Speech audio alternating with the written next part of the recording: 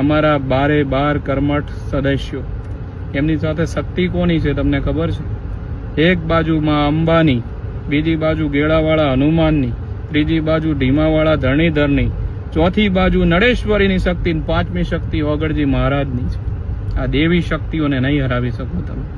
તો દીવદર તાલુકા પંચાયતના પ્રમુખ તરીકે પ્રભાતબા મફતસિંહ વાઘેલા જે કોંગ્રેસના ઉમેદવાર છે એ જ પ્રમુખ બનશે.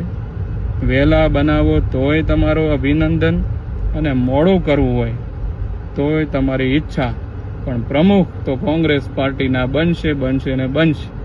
એ હવે કોઈ રોકી શકે એમ નથી.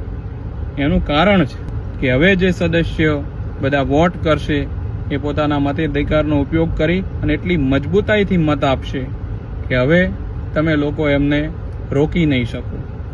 કારણ કે આ લડાઈ હવે